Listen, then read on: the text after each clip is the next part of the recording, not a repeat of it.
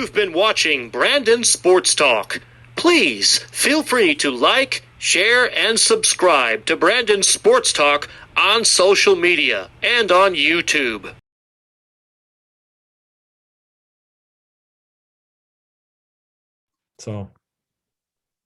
Welcome back to Brandon Sports Talk. In today's episode, I have the privilege to interview the St. Cloud State head women's ice hockey coach, Coach Steve MacDonald. How are you doing today? Not too bad, Brandon. How are you? I'm doing good.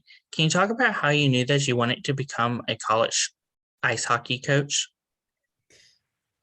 Yeah, it all started when I first got into coaching, to be honest. I've been coaching for almost 20 years, and I started out by helping my dad coach my younger brother and originally from Canada. And that's kind of how I fell into coaching. And from there, just developed a love for working with players and helping them grow and being involved in the game. And, about in 2003 is when I started in women's hockey. And then there's opportunities that kind of showed themselves, that presented themselves to me through coaching in women's high school prep side of things. And then as well as provincial team with Team Manitoba. And that opened eyes in terms of making some contacts in the college side and said, hey, if there's an opportunity there, then I'd love to explore that opportunity. So it started with just love being part of the game and contributing, and then just kind of being in the right place at the right time in certain situations in my career. What was your college hockey experience like at Lawrence University? It was phenomenal. I loved it there. It was only for a year, so it wasn't a full 4-year experience. But for me, I was 22 at the time and played 4 years of junior hockey, and it's, I just wanted something a little bit more, wanted to try something more and wanted to see what it's like living south of the border, and had that opportunity at Lawrence University. Coach Dave Ruley was great to me, and made some friends in that short year, made some lifelong friends that I still stay in touch with now. And again, that also opened up to my eyes in terms of what's possible south of the border and some opportunities here. So it was a phenomenal experience and huge growth opportunity for me. What was it like getting your first job as the grad assistant at Winnipeg University? Yeah, so University of Winnipeg, that job there, it was in the sports psychology department. And we didn't have hockey there. There wasn't a varsity sport at hockey. And so that was, for there, I was fortunate enough to be working with a gentleman by the name of Cal Botterill, who's one of the foremost sports psychology consultants in North America. And made, again, as part of a cohort there within the sports psych group that exposed me to a tremendous amount of professional development, personal development, and again, some connections I'm still benefiting from today and learning from and growing from, and still stay in touch with some of those colleagues. So it was an immensely valuable experience that has benefited me more just personally and professionally as well. So it was a phenomenal experience there at University of Winnipeg. What was your time like as the assistant coach at Minnesota Duluth? Yeah, at Minnesota Duluth. So that was my first college job. I had worked at the high school level, whereas head coach and director of operations, assistant coach as well, with Balmoral Hall School in Winnipeg.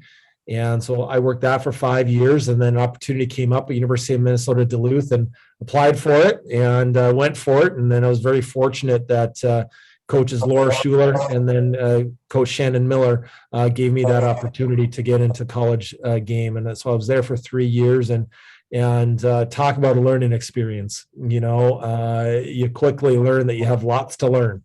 And I wouldn't be where I am today without that experience. And Coach Shannon Miller, just absolute brilliant coach. And I credit a lot to her in terms of preparing me for what it's like to be a Division I college coach. And Coach Laura Schuler, who's now back at Minnesota Duluth, and I can't wait to see her here next week. But she was instrumental in teaching me how to be a recruiter, how to coach players at that level and work with players that compete at the Olympic and national level. So tremendous experience for me. And again, I wouldn't be where I am today without them. What were some of your accomplishments at the Duluth? What? Sorry, say that again. What were some of your accomplishments at Minnesota? Some of my accomplishments at Minnesota Duluth. Mm-hmm. Well, it was team accomplishments, so I was there, 3 years out of my, starting my college career, so the first year, obviously, there's a tremendous amount of learning. And the second year, you start to feel as though you're starting to figure it out, and the third year, you get a little bit more of into a rhythm. And then I found a new home here at St. Cloud as an assistant, and so there's team accomplishments there. We're very proud of a lot of players that we helped develop there, and players that went on to play in the Olympics and all over the world, and a lot of different countries. So for me, it's really take a lot of pride in being a part of those players' journeys. What was it like, obviously, getting to join the St. Cloud State's coaching staff as an assistant coach and then working your way up? Yeah, again, just a tremendous opportunity to find myself staying in Minnesota, staying in the WCHA, which is, arguably some of those East Coast coaches may disagree with this, but we believe it's, strongest league in the country, and playing against some of the top teams in the country every weekend, so to be able to stay in this league and have an opportunity for a different experience was tremendously grateful to head coach Eric Root at the time, and assistant athletic director who's still here, Heather Weems, and Janelle Sergey, who's also here as associate head coach right now with me. So we've been together 8 years. So, be able to come into a different program and, have a different learning experience, learn under different style head coaches, obviously expanded, different possibilities for me. And then I was assistant coach here for 5 years. And again, I was fortunate to be able to have the opportunity to be head coach now for the last 2.5. What was it like, obviously, in 2019 when you became the head coach? Yeah, obviously exciting time, again, I use the word grateful, but just grateful to have the opportunity to stay here in St. Cloud and be part of continuing to build this program and this culture here. And, very appreciative of athletic director Heather Weems and what she's done for us here, and me in particular. It was my first head coach gig obviously at the Division I level. I've been a head coach before at the high school level, as well as the provincial level with Team Manitoba and Balmoral Hall School at the high school level. So had some experience there. Obviously Division I in the WCHA with women's hockey is a completely different experience. So, again, just very honored to be a part of this staff and to be leading this staff as well. My staff is phenomenal. Associate head coach Janelle Sergey and then assistant coach Molly Engstrom, both played at University of Wisconsin, both played in the Olympics, and have very storied careers themselves. So to be able to have that as our staff, and it's, we learn something new every day. So again, very grateful for that opportunity. Talk about, of course, what it's like being built upon, obviously, what you already had at St. Cloud. Yeah. So, building a program, and the program, it's been around for, it's 24 years now, this 24th season, so there's a lot of history here at St. Cloud State on the women's side, and even more so on the men's side. And so there's a lot of hockey history. So to be able to continue that legacy is obviously extremely important to us. And when we got here, it's a team that was going through a little bit of a reshaping of its identity. It was a complete staffing change. So, when it's a complete staffing change, you have an opportunity to build a different style of culture. And that's something we really focused on for the first couple of years. And now going into 8th year here, halfway through the 8th year here, I should say, you're always working on culture, always working on building culture. And we believe that, that we've been able to do that. We've been able to build a team and build a culture that is moving in the right direction, so again, we're very proud of the players that we're bringing in and what we're talking about as a group. And so in terms of what we've accomplished, that's one of the biggest things is definitely that culture and just continuing to expand on the identity of this program. Who are some teams that you play against? So we play in the WCHA in Division I women's hockey. So we play against Minnesota Golden Gophers, Wisconsin Badgers, Ohio State Buckeyes, Minnesota Duluth Bulldogs, so my old stomping grounds there. But then Minnesota State Mavericks. Then we have the Bemidji State Beavers, and then the St. Thomas Tommies. They're a new team in our league. So we have 8 teams in our league. So it's a league where it offers just a tremendous amount of competitive games every single weekend. Like I said, you're playing some of the best games in the country and best teams in the country. So those are a few of the teams that we play against. What is it like, obviously, for you to obviously coach against your old stomping ground of the Duluth? Yeah, it's always fun, you know, and I've been here now, like I said, this is halfway through 8 seasons. So I've been here, you know, more than almost 3 times as long as I was at Duluth. So, you know, my identity is a Husky, you know, and, but, you know, you make friends wherever you go. And like I said, going back to my Lawrence days, I was there for a year, but made friends that I still stay in touch with. So, you know, no matter where you are, it becomes a part of you, and it's become, you know, becomes part of your journey. And so I made some very dear friends there and have some memories there. So it's always fun to be able to play against them and go back and see them. So again, it's always special to do that. But like I said, I've, you know, St. Cloud is my home, and I've been here like almost 3 times as long now. So, but yeah, you always kind of circle that date on the calendar just for fun. What's it like, obviously, getting to play those competitive teams that are in your conference, like Ohio State and obviously the Golden Guilfords? Yeah. So when you're playing right now, there's 4 teams in our league that are ranked in the top 10 in the country. So you have Wisconsin, Ohio State, Minnesota, and Minnesota Duluth. They're ranked in the top 10 in the country right now. So to play against those teams that are Big Ten teams, you know, with Minnesota, Ohio State, and Wisconsin, it's special to have them in our league, you know, and they're continually competitive, and we want to be in that upper tier of the country, not only our league, but in the country. So to have the opportunity to challenge ourselves against the best in the country every single weekend is something that obviously that it's a challenge that we look forward to. And that's why we're here in this league. And that's why we have players that are here and coaches that are here, because we want to be playing against the best. So it's a great opportunity to really challenge and test ourselves. What's a typical game day look like as head coach? As head coach, so well, it depends on what day, but it's a lot of, you know, usually a lot of the work is done by game day, right? It's you get a lot of the prep work is all done, all the video work is done, so it's just really just sometimes fine tuning, you know. But a typical game day, and I'll use a Friday where we have a game skate. You get up, you get to the rink, you get a little game skate in there, little sweat for the players, get on the ice, have some fun with them, but keeping that short and sweet. And if there's any quick little meetings you need, you can take care of. But usually, at that point, you're handing it over to the players. You know, it's their turn to perform and go out there and shine and kind of use the prep that you done all week. And so, you know, sometimes there's a little bit of downtime in the afternoon with the night game, but that's okay. Take advantage of that. And you know, sometimes there's meetings, sometimes you have recruits on campus that you have to go meet and that you want to show around. And so you take care of that. And, you know, we try and be involved in the community as much as possible. So sometimes we have a lot of youth teams coming around. And so you kind of spend some time with them before the game and chat with them a little bit. But, and then it's game time. You know, you get to the rink sometimes 2 hours before, hour and a half before, depending on what the day calls for, but have a few more meetings.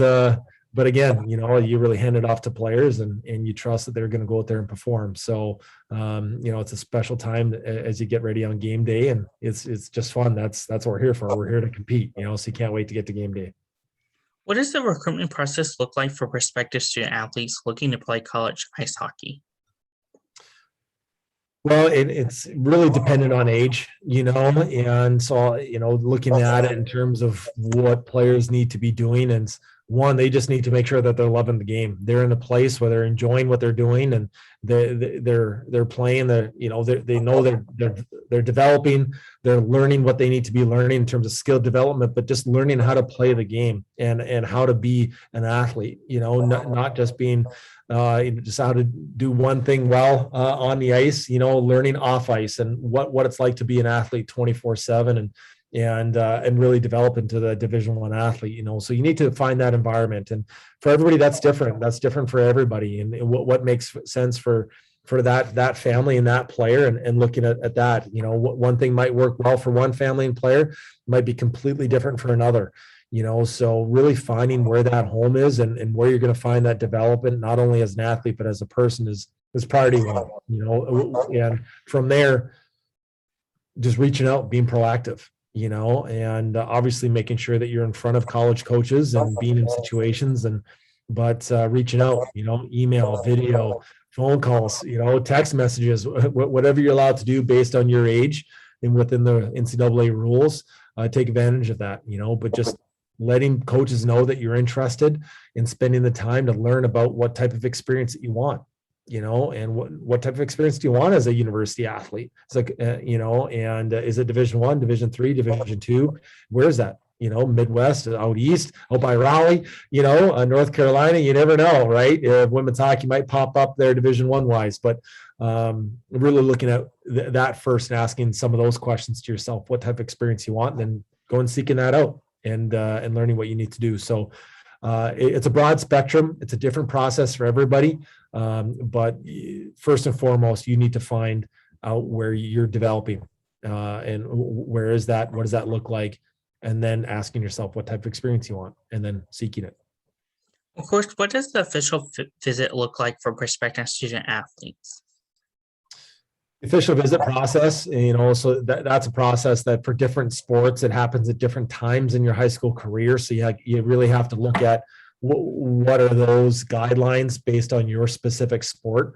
But in women's hockey, players that are in their junior year in high school after a specific date, they can start doing official visits, and you're only allowed so many. So choosing those official visits is important and being smart with that.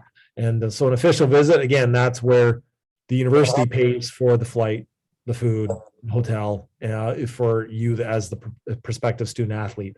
So you're only allowed so many. So again, do your homework and where you want to go and ask. That's why I go back to my first answer in terms of what type of experience you want.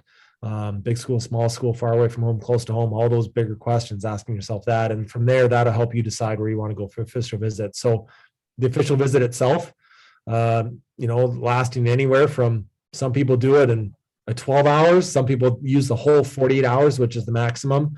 And usually fly or drive, spend some time around the team, whether it's practice, sitting in a class, meeting with admissions personnel, whatever you need to learn about that specific university, and making sure you're telling the coaches, I want to see this. I'm really curious about that. And coaches will help guide you through that as well.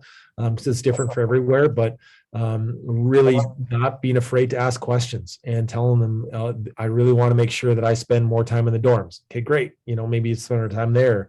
What does it look like living off campus? I really want to sit in a psychology class versus a math class, and what do you need out of that? Or it's like, no, I want to come, I want to see a practice day, not a game day, and that's also important, because everybody wants to watch the games, but sometimes it's even more important to know, well, you have more practice days than you do game days as a collegiate athlete. So what does that look like?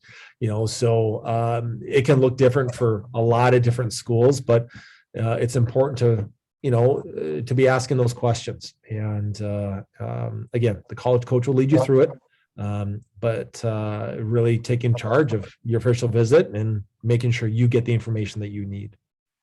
What advice would you give high school athletes looking to play college ice hockey? I go back to my other answer in terms of the recruitment process. It goes back to just make sure you're loving the game during your high school career. Find that home, find that place where that you're developing as an athlete, but also as a person, and not just following the crowd. Not doing something just because somebody else does it. Where does that look like for you? And making sure you're being challenged and being in a supportive environment. And so looking for that, seeking that out, finding that. And then being proactive, again, not being shy and reaching out. Sometimes you're going to email us coaches and we're not going to reply. That's okay, and send an email again, letting coaches know that you're interested in doing your homework, and good things happen to good people, so just making sure that you're having the experience that you need at the high school level and that you want. And from there, just again, making sure you're asking yourself the right questions. I think that's the biggest thing, and talking to your family. And so hopefully that leads into the experience that you're looking for. Because again, the experience at university, it's not all the same for everybody, and it's just because one person's having a good experience somewhere doesn't mean that you will. You have to find what that looks like for you. What advice would you have college hockey players looking to play college hockey and then go on to the professional level, whether it's the PHF or the PWHPA? I can probably copy paste my previous answer. It's again just really facilitating that love of the game, and a lot of that time that comes through growth. When you feel you're growing, when you feel that you're bettering yourself in the process, that can be really contagious. And finding where that is, and now there's more and more professional opportunities opening up for women's hockey players, which is amazing to see. There's over in Europe, here in North America. So it's talking to people and just knowing there's experiences open there after university. It doesn't have to end, and that's just absolutely tremendous. And to see that growth, even the last 5 years, to see that develop is just phenomenal to see. So just knowing that's out there, and just believing that it's possible. And and working towards that that's the best advice that you can give. What advice would your future college coaches looking to get started in the industry of coaching ice hockey? College coaches looking at advice for them to get into it. Yeah. So again, I can speak to my path. My path was just surrounding myself with good people when I can, and just saying yes to opportunities. But again, also just knowing that you're going to grow, that you're going to be challenged, and being open to growth, and just always knowing there's something more to learn. I'll use Coach Shannon Miller as an example, and Laura Schuler, my time at Minnesota Duluth. Laura Schuler, Olympic coach, Shannon Miller, 5-time national championship coach and Olympic coach, you name it. And they were always wanting to learn. How can they get better, and how can they learn, and always knowing that there's more out there and to get better at and to develop, so seeking out a mentor, and using that, and always just knowing that there's more to learn, and because just to continue to evolve, and networking is never a bad thing in coaching, and a lot of times it's knowing the right person and just being in the right place, right time. And the way you do that is just, again, by growing and just asking the right questions, and always wanting to better yourself, and just being a good person, because if that's one thing in the college world, it's loyal to good people and how you treat other people, so that'd be the best advice I can give, and that's what I found to really help me through my career. That's great advice. Where can my listeners find you at on social media, along with the St. Cloud State program at? I don't know my social media off the top of my head. Sorry, I'm not on there a ton. I'm still in that generation in the middle where I get there's a necessity to it, but I'm not on it all the time. But I believe I am on Twitter, on Instagram as well, and I think that's linked through the St. Cloud State Women's Hockey website. You can track it down through there. But I believe my Twitter is Stephen MacD, if I'm remembering correctly, but don't quote me on that. But yeah, most of it can be found through the St. Cloud State Women's Hockey links, which I use as well. Thank you again, Coach Stephen MacDonald, for your interview, and best of luck in your future with the St. Cloud State program. Thank you, Brandon. You can find Brandon Sports Talk on Facebook at Brandon Sports Talk, Instagram at Brandon Sports Talk, Twitter at Talk_Brandon, and you can find me on YouTube at Brandon Sports Talk. Don't forget to like, comment, and subscribe. Thank you again, Coach Stephen, for your interview, and best of luck in your future. Thank you. You've been watching Brandon Sports Talk. Please feel free to like, share, and subscribe to Brandon Sports Talk on social media and on YouTube.